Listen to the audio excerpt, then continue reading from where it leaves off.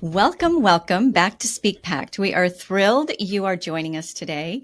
And this is going to be a journey on how to take your voice and make a bigger impact. And yes, make bigger revenue.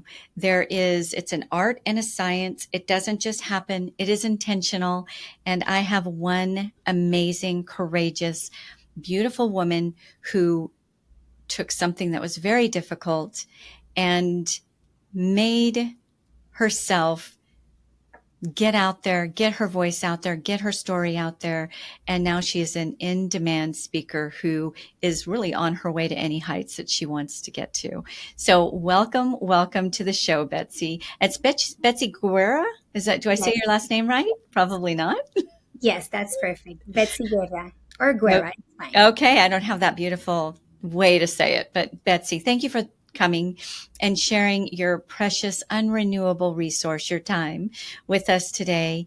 And I just wanted to open up with what what what made you go from the profession you were in to I'm going to step out. I'm going to get my voice out there. I'm going to make a difference in this world, and I'm going to become an in-demand speaker. Like what was the bridge that got you there? The first answer that came to my mind was the Holy Spirit.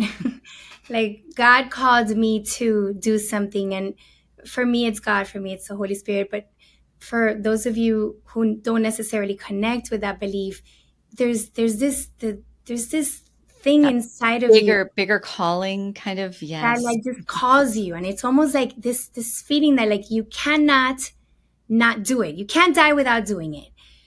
But that calling came after a lot of resistance. I think that calling started a lot earlier than I was able and ready to listen to it. As you mentioned briefly, I experienced the most excruciating pain that a mom can feel. I think. I think every pain is pain, right? Like, and it's valid and it's your pain. So it's the one that's the greatest. But for me, it was losing my daughter unexpectedly. I have 4 children, and one of them lives in heaven, and it happened as a result of an accident, a pool accident in my house with me inside the pool with her, like Mm. unexplainable experience. And I I have a doctorate in psychology, so I had been in practice for almost 15 years at the time, and I was really good at what I did, and I walked the talk, and I took pride in that. And then this happened, and I didn't know how I was going to make it. I didn't know how I was going to be happy again. I didn't know how I could live without her. I didn't know, right? Like, and I remember thinking there was a moment of deep darkness the night that I came back from the hospital without my daughter. I remember, like, I finally managed to go to sleep, and I next thing I know is I woke up in the middle of the night, and I found myself on the bathroom floor rocking back and forth like a deranged woman, wanting to rip my head off because I couldn't stand the darkness of reality. And I remember at that point thinking, this is why people go crazy. I just can't. I cannot survive this. And at that moment, I realized that psychology is not enough. There's no doctorate in the world that prepares you for some pains that we go through as human beings. For me, it was the loss of my daughter, but for you, it may be divorce or a financial crisis or an illness or a problem with a child. It could be anything, right? And I I held on to faith. It's all I had that I thought could rescue me, right? So I held on to faith. And again, for me, it's faith in God, but it could be faith in the universe and in something, in your best self, in something greater that drives you. Faith in yourself, faith in the process, the journey, that pain is only the path, never the destination. Faith in those around helping and supporting you. Faith in something. If you have no faith, that's it. Hope is gone. But when you have faith, you have the hope that someone will allow you to rise above this. Yes. Well, first and foremost, you have survived the unsurvivable, right? No parent ever foresees not going first. Like we should, it's the order of things, right? We should be the ones that go first, not our children, and certainly not your precious. I've seen pictures of her big smile, and she was so tiny, and I can't imagine. I really can't imagine. And you took that incredible, unthinkable pain, and you just said a quote that I've never heard. I don't know if it's your own, It's but if mine. Pain is if the path, never the destination. Yes. I'm gonna Travel. utilize that quote in our promo of this episode. Pain is only the path, never the destination. If we could grasp that, because we're all going to have some form of loss, some form of tragedy in our lives. Hopefully, it's never our children, Dr. Betsy, and I can't imagine. I just really can't imagine, and I hope I never get to imagine. But the fact that you are that woman who would take that, you wouldn't be, of course, you go through all the different, you go through anger, you go through what ifs, all the things. But at the end of the day, you decided, I'm going to take this doctorate that basically failed me when I needed it most and package it in a way that can help other people who have to face the unimaginable. And you've done that, and it has struck a chord because you have a massive following and you are a woman who is a sure bet, right? I'm going to bring Dr. Betsy onto my stage, and she's going to make a big difference in this room. So you go from that incredible tragedy. You see that the profession you had devoted your whole life to, becoming a doctor in psychology, wasn't enough. What was that next step that you took?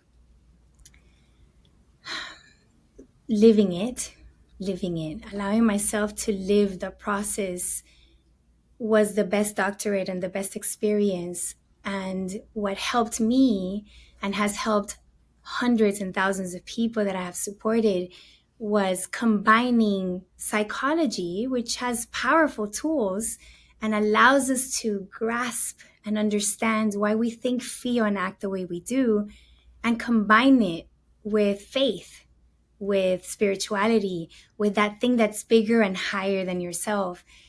And I didn't know this at the moment.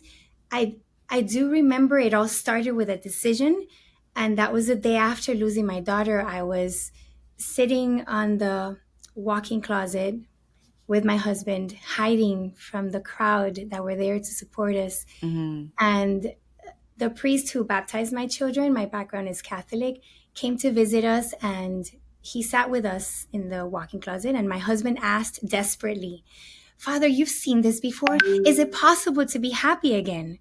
Can we be happy again? And he said, some people are, and some people are never happy again. Those who are never happy again are people who have connected suffering to love. The more Mm-hmm. they loved, the more they must suffer because they honor through suffering. And the people who are happy again are those who choose a different way.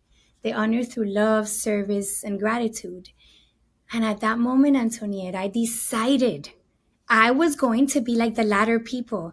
I was going to honor my daughter through love, like service and gratitude. Suffering is easy. It's normal. It's natural. It's organic. It was easy. What's not easy is getting out of bed when you feel like just staying there forever. Staying alive when you feel like taking your life is taking care of your family, the rest of your kids, loving on your husband when you just want to be blah. So Yes. I'm going to do that. And by deciding that, and I didn't know how I was going to do that, but allowing the surrender in life to like guide me by faith, I discovered that combination of psychology and spirituality, because where psychology ends, where our human potential ends, spirituality, grace, greatness begins, right? Like you have this higher power, like lift you past that wall of your limited potential. and transcribe, like go beyond the boundaries of humanity. So Yes. once I learned that, I just couldn't keep it to myself. I started using it with my clients, and I started witnessing transformations and miracles, and they would invite me to speak, and I would never speak about my daughter. I think this is important for those of you listening, because it's in my head. I thought that speaking about her and monetizing my loss was wrong. Mm. How could I use my story of pain to, like, how could I talk about it and get paid for it? Yeah. So I would like mention it here and there, like very briefly, because it's part of my life. And when I would mention it, people would be like, tell me more. And as soon as they were engaged, I would start talking about my relationship, skills in psychology and communication and everything I had created in my my psychological competence thing, right? Like that part of you. And one day, my friend who was at the time my speaking coach was like, "What are you doing? What are you doing? Like, why? Like, what is that mindset of like, no, I can't talk about this and monetize this? Like, how dare I? How dare you not? So, are you Mm. seeing what your people are asking for? They're engaged, and then you just leave them hanging, and you start talking about your brightness or the psychology thing you think you're so smart about." And she was really hard on me, and at that moment, I was like, okay. And then the next time they invited me, I shared the story, and it was transformational for them, but probably more so for me. It was very healing for me. Yes. So speaking was part of your healing journey. Absolutely. Powerful. You said so many Absolutely. powerful things just now. But one of the biggest is that you've bridged, I think you coined it, you call it a psycho-spiritual approach, Yes. right? That is like it's either tangible or not tangible, right? Where we either swing one way or the other. But you're showing that there's a bridge between psychology, science, kind of the data, right, with maybe the more unexplainable. And what a brilliant priest that you had. I think you called him a priest, right? That would let you know you get to make a choice right now. You could either hold this to yourself. Um, oh gosh, what you said was just so powerful. Honor Basically, through love, legacy, love, service, and gratitude. well, connecting suffering to love. Like, I'm going to suffer so that there's no question that I loved my daughter. I'm going to suffer for the rest of my life. I'm going to keep it to myself. I'm going to become an angry woman, and nobody gets this part of my pain because it's mine, because I'm going to suffer, right? I've been through some things. And so I understand the easy, not through losing a child, honestly, that I don't think there's anything good that compares to that. Honestly, that I it just is a testament to your faith, to your resilience, and to the fact, really a testament to your love to your other three children who needs all of you, right? And then to all those patients who needs all of Dr. Betsy, to those people in the audience who feel hopeless, who just don't even know they are going to pull their hair out or end their lives, whatever, direction they choose, unless they just hear something that they can hold on to, or see somebody who has gone through the unthinkable and she's glowing, right? She's got an abundant life. So I love that you said, because we can't, they're like, this is my story, I'm going to keep it to myself. And you had a great coach who helped you realize it's not for you. That story, yes, it was your pain, and it's something that you will never fully transcend above, right? But that pain, you can make it something beautiful. And And so Antoniette, why not take that story and package it in a way that will help other people? Yeah. speaking became the way I honored my daughter through love, service, and gratitude, ultimately. Mm. And and there's nothing I want more, and I think parents who've lost a child, or even whomever you've lost, right? Like, there's nothing we want more than honoring the memory and keeping the memory alive. And speaking became not just the way that so speaking is the way I honor my daughter, which is in and of itself healing and beautiful. And in case you're wondering, I became the happiest woman on earth. I wasn't just happy again. I became the happiest woman on earth because now I get to continue loving on my daughter through my purpose. It's beautiful. And you have a story to tell that will impact others and heal and elevate you as well. But it also did something for other people. And that's that I am their priest that told them the thing that they needed to hear for them to make that decision that's going to elevate, transform their lives forever. So it's not, oh, who am I? Sometimes we come from a place of insecurity and unworthiness. Who am I to like talk about this? Who's gonna pay me to talk about this? Like, I always joke with my clients, like, my husband would pay me to shut up and you guys pay me to speak? That's amazing. My husband adores me, but he could do a little less talking on my A behalf. little ear Yeah, rest. a little, he wouldn't mind. And and and we were thinking about ourselves. How dare I? Who am I? Who's gonna pay? How dare I not? How dare I not put what God's put in my heart? How dare I not leverage this pain instead of wasting it by bringing the hope, embodying hope for those who are in it right now? Yeah. How dare I not? We have a mission in this earth. And if something is like in your heart telling you just do it. Go. And sometimes we think that what's encouraging it is our desire to get out of the day to day or make more money. Maybe that's what you're thinking is like exacerbating this desire inside of you, but that's just how it's dressed up as. There's something bigger inviting you to just come and share that explosion of wisdom that lies within all of us and that can inspire growth and even save lives. This can save lives. This work that we all do can save lives just by And changing the way just we think and view it. those three words, right? How dare you? Meaning you've got this life-saving thing, right? It's this really treasure out of, again, diamond from ashes, right? This treasure, you have it, that can completely transform other lives, help others find their way through what they don't think, what they don't see a path through. You've got it. And for you to not share that is a selfish act. And I say this to speakers so often. If you're nervous in front of a crowd, it's because you're thinking of yourself too much. The moment you start thinking of the audience, the moment it becomes about that transformation, you can't get nervous like that. It just goes away. Of course, those initial jitters are going to be there anytime, you walk into a big situation in front of a bunch of people, but it quickly just dissipates when it becomes about those who you're speaking with versus yourself.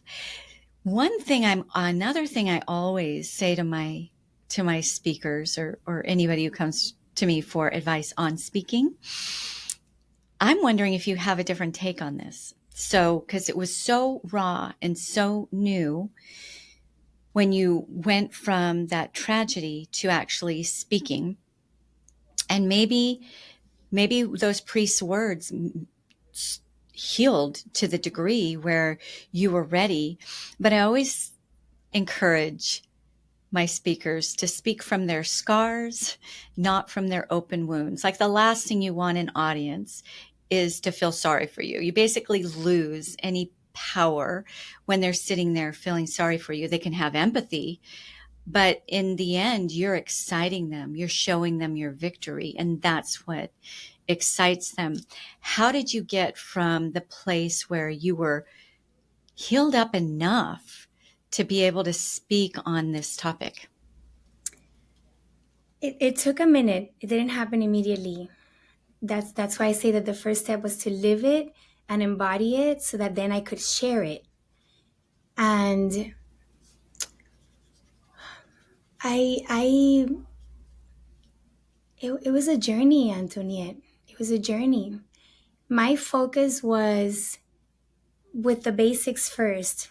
To be, I wanted to be happy again. I wanted to honor my daughter through love, legacy, love, service, and gratitude. And I wanted to shine my light on behalf of her to keep her memory alive, right? So how do I keep her memory alive? That inspired me to continue on. And I started at home. My Because of my background, I knew that a lot of parents who lost a child would forget about the other children. And there's something called the surviving child syndrome, the surviving sibling syndrome. Um, And I vouched to never allow for my children to feel that, to like love on them really hard. I was going to love on them and I was going to be there for them. And I had a 1 year old at a time that I was still breastfeeding. And I remember taking care of him when I could barely take care of myself, and offering that. It was, I set an intention and I offered that, and I'm like, I'm going to love on you, and I don't know how I'm going to take care of you and keep you safe, but I'm here. And I would get up with that intention, and sometimes I couldn't get up. That it wasn't enough, strong enough. But I always went towards that route. That was my North Star. So I started at home, and I do a video for my husband every Father's Day with kind of like a compilation of all our moments as a family, especially with him and the children. And when I was doing that Father's Day compilation in tears the whole time, I remember like sitting down and seeing all the moments of joy that we had the first year. Moments of joy, moments of hope, moments of pure love. And I was like, wow. Like, and that's where I recognized that it wasn't me alone. That's why I don't think we can reach our greatness without tapping into faith, into the God within, that highest self within us. Because when I looked back, I was like, I couldn't do that. I didn't have it in me. yeah. But someone bigger, something bigger than me could. And there it was, evidenced in our videos and pictures.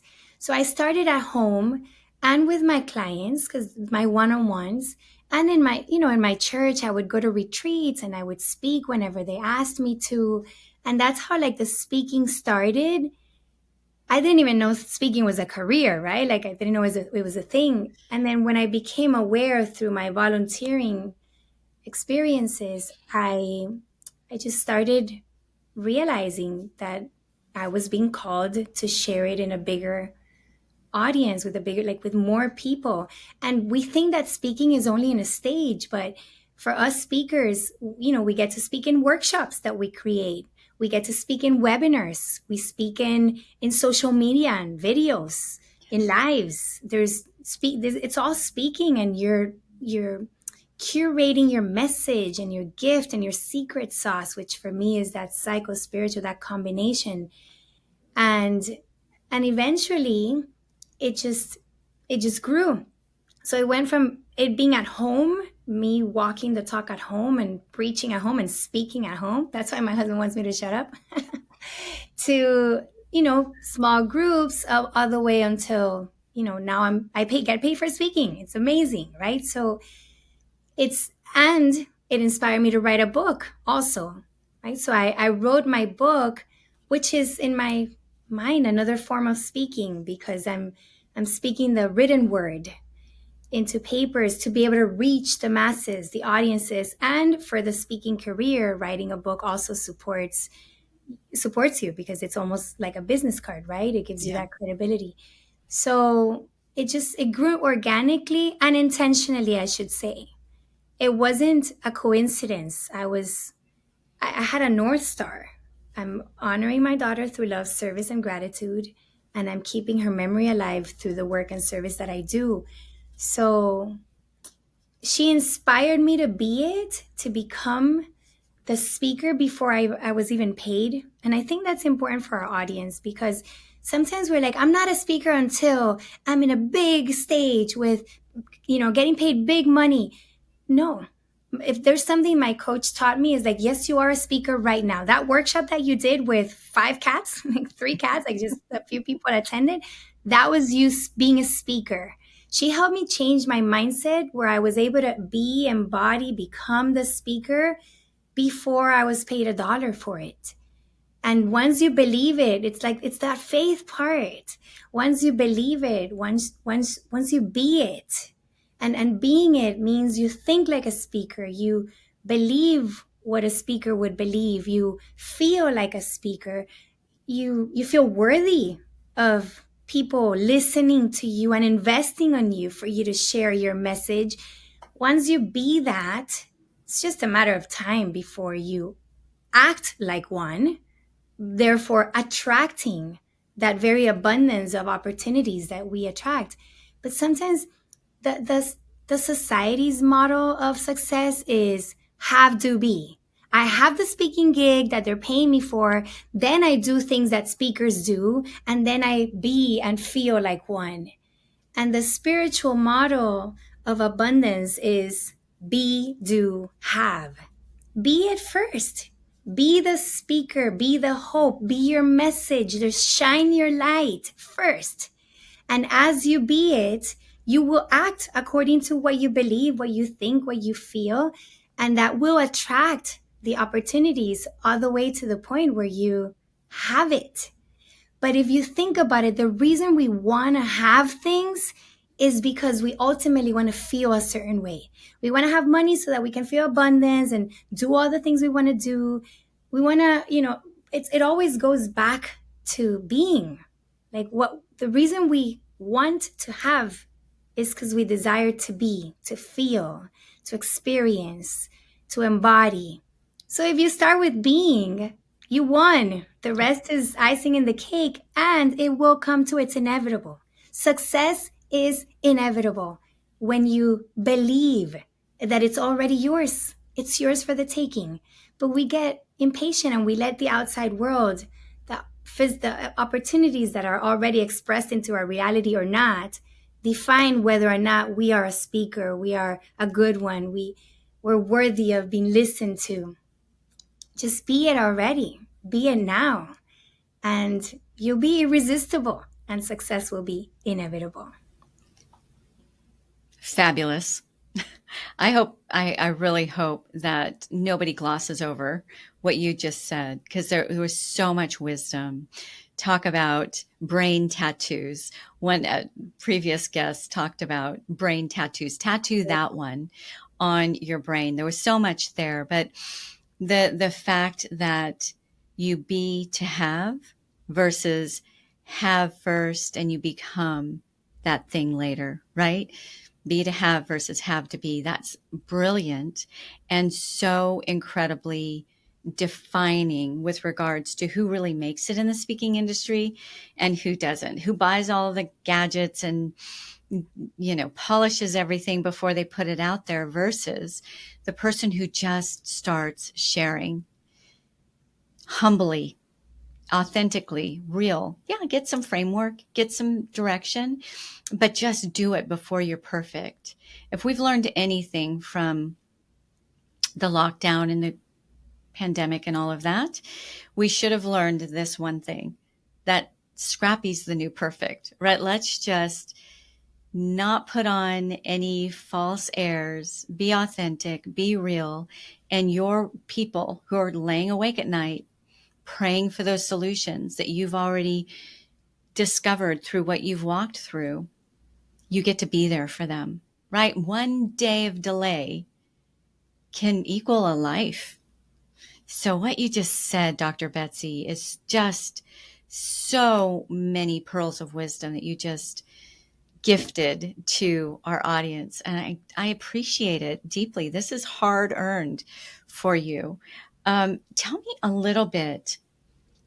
You talked about, you've said this a couple of times. I want to make sure I'm tracking with you. You said you have to live it. You have to embody it. What is it? What do you mean by that? First, it was hope.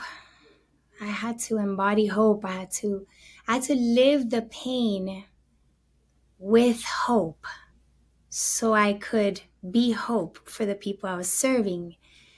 And I always distinguish between pain and suffering, Antoniette, because pain is, Haruki Murakami says, pain is inevitable, suffering is optional. Mm. And to me, pain is the path to healing and joy.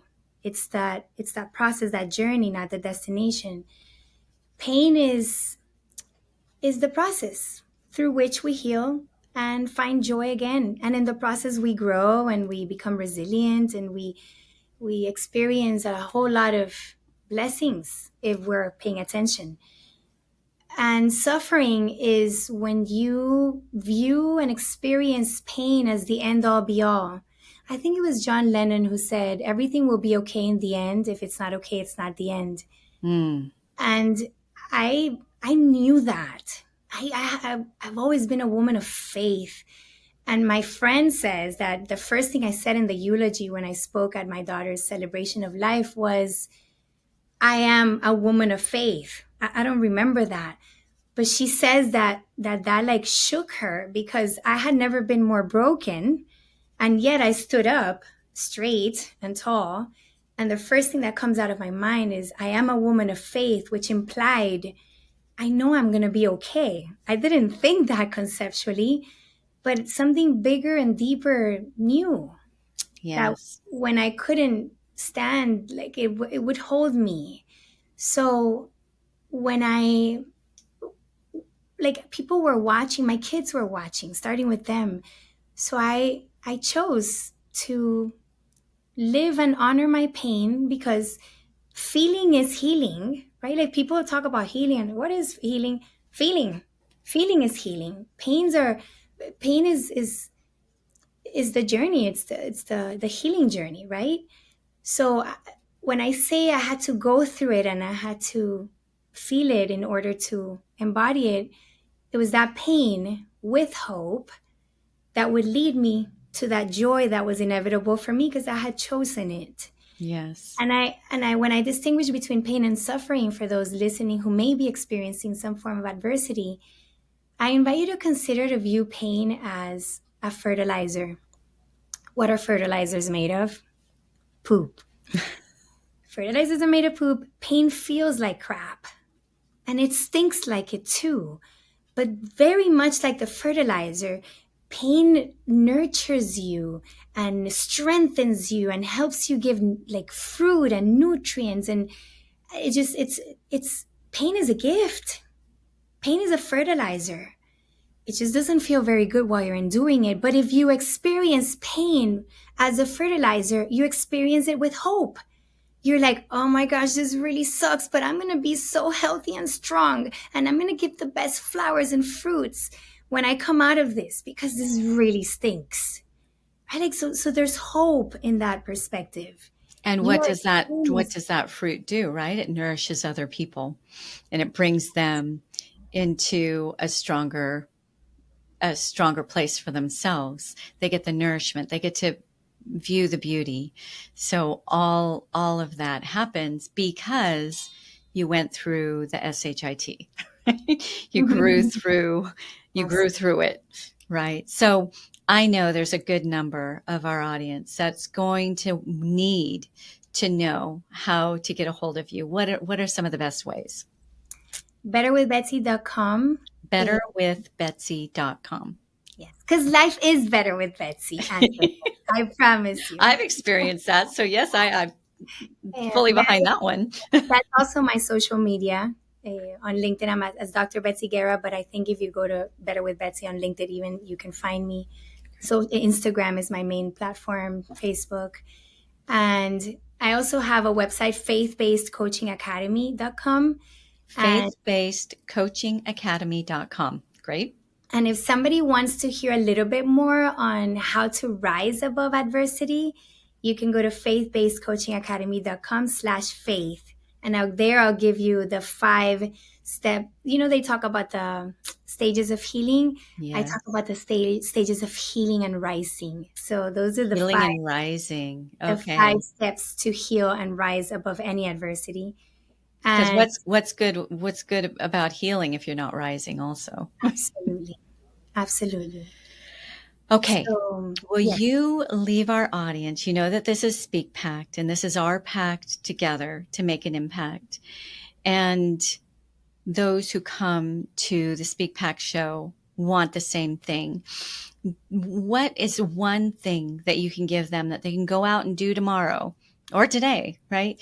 That will really change the dial, and not just the impact that they're making, but also make it sustainable by the income that they're making. You had mentioned all the different ways that they can approach their voice through a book, through workshops, through other people's stages, through their own stages, through podcasts, like so many different ways. How do you choose?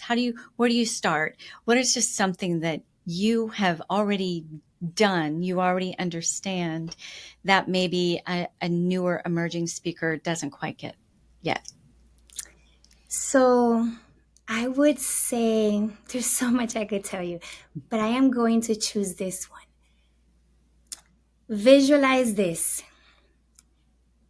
You have been assigned to thousands or millions of people. You've been assigned. Of all the billions of people in the universe, you have been assigned to people who are where you once were. And you are the only person that can relate and connect so deeply with that person. So you're it. You're the one assigned to all these people. So visualize all these people lined up outside your door. And when it's raining, they're getting wet. And when it's winter, they're freezing. And when it's summer, they're burning in the sun, right? Like they're waiting for you. And if you could have that image always in your heart and thinking like, my people are waiting for me. How can I show up for them?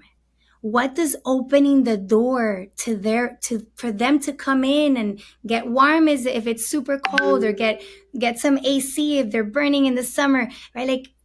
Like if you could change your mindset from the scarcity of like, who's going to pay for me? There's not enough people. There's too many speakers out there. One more.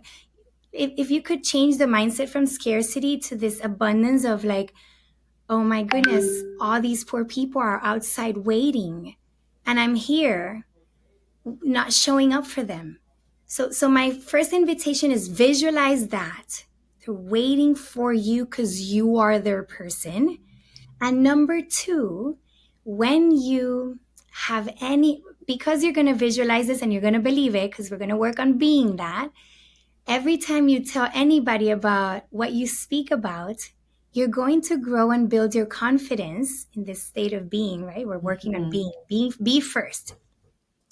And when you convey that message, since you know they've been praying for you and you're their answered prayer, you're going to exude more confidence than you have right now when you're stuck in your head thinking scarcity thoughts. So my invitation is first have the vision, the visualization of these people who are assigned to you waiting so that you may show up for them. And that will train your subconscious mind to look for the opportunities. So every time you hear someone, you're like, oh my goodness, I could totally help your team. Like, why don't you invite me to speak? Or, hey, I'm willing to do one free talk so that you can, to elevate your team, because I really, really believe in what your business is doing. And I believe in whatever, right? Like there's so many ways in which we could get our foot in the door to have the opportunity, but you're not going to see those unless you believe that those people are out there waiting for you. How dare you not? So just engage with that visualization and connect with your responsibility of showing up for the people who await. How dare you not? That's another quote that we're going to use. I And got that quote from my Dr. coach. Betsy. That's from my coach, Luli B. I have to give So her we'll the borrow it twice. You know, this has been a rich experience. You have brought so much real, tangible wisdom to us today, Dr. Betsy. Thank you. Just thank you. My pleasure. Thank you. Thank you for the opportunity to keep my daughter's memory alive. Ah, yes. Yeah, what a beauty she continues to be. Mm. So, for all of you who have gleaned from Dr. Betsy's wisdom and from our time together today, bring flowers by giving us those 5-star reviews, the big likes. Reach out to her. Dr. Betsy, say that? Guerra. um, Again, so make sure to reach out to her. Let her know that you've impacted her life. Leave comments. It makes a huge difference in helping other people find their way to this wisdom that they are also seeking. Thank you for being with us today, and ciao, ciao for now.